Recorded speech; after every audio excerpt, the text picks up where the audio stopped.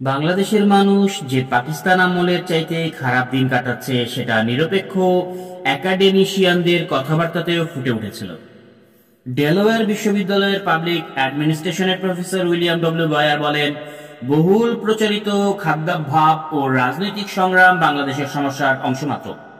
Asia ফাউন্ডেশনের পক্ষ থেকে বাংলাদেশ ডেভেলপমেন্ট অ্যাডমিনিস্ট্রেশন সম্পর্কে জ্ঞানান্বেষণে 1 মাস কাটিয়ে দিয়েছিলেন প্রফেসর বয়ার।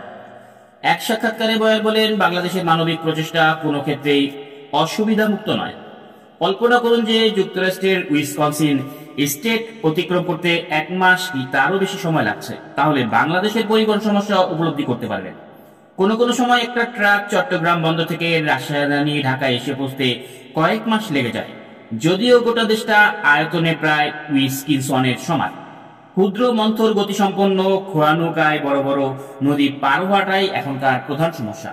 হয়তো 50টি ট্রাক সারিবদ্ধ হয়ে অপেক্ষা করছে নদী পার হতে, কিন্তু খেয়া নৌকা এক দফায় মাত্র 2টো ট্রাক নিতে পারে এবং নদী পার হতে কয়েকদিন লেগে যেতে পারে।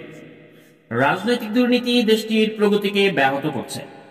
ডকেজ সিস্টেম সিমেন্ট বস্তায় স্তূপীভূত হয়ে আছে এবং বৃষ্টির পানিতে ভিজে জমাট বেঁধে নষ্ট হয়ে যাচ্ছে। মুষ্টিমেয় লোকের অবৈধ লাভের জন্য আমদানিকৃত খাদ্যশস্য দেশের বাইরে পাচার হয়ে যাচ্ছে, আর লাখো লাখো লোক মরছে অনাহারে। শিল্প কারখানায় উৎপাদন হতাশাব্যঞ্জক। অনাহারই হচ্ছে পয়লা নম্বর সমস্যা। পার্লামেন্টের একজন সদস্য বয়ারকে বলেন যে তার জেলায় শতকরা 25 জন লোক অনাহারের পর্যায়ে রয়েছে। বাংলাদেশের মাপকাঠিতে এর অর্থ এই যে আজ একবেলা খাওয়া, তাও অর্ধাহার, কাল উপোস, পরের দিন আবার একবেলা এবং উপোস। প্রশাসনিক ব্যাপারেও বাংলাদেশ পিছিয়ে গেছে। বয়ার বলেন, কেউ সিদ্ধান্ত নিতে পারে না। ওষুধপত্র বোঝাই একটি মালগাড়ি ঢাকার রেল স্টেশনে পড়েছিল।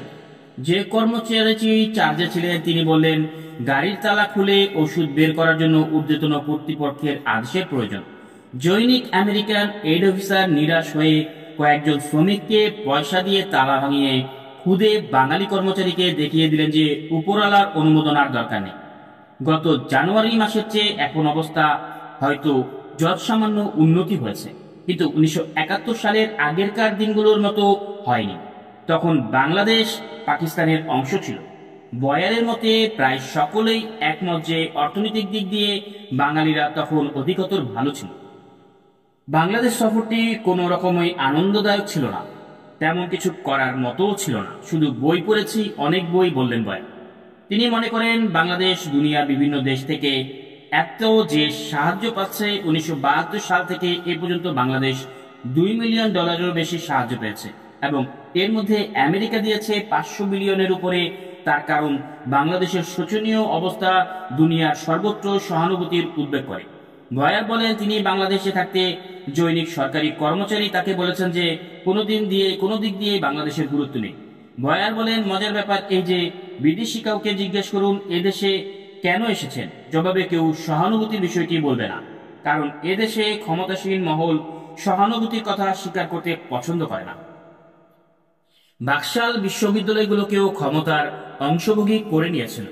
বাংলাদেশ কৃষক শ্রমিক আওয়ামী লীগের কেন্দ্রীয় কমিটির 115 জন সদস্যের মধ্যে ঢাকা, রাজশাহী, জাহাঙ্গীরনগর উপাচার্যালয় এবং বাংলা একাডেমির মহাপরিচালক ও ঢাকা বিশ্ববিদ্যালয়ের বাংলা বিভাগের অধ্যক্ষকেও শেখ মুজিব স্থান দিয়েছিলেন।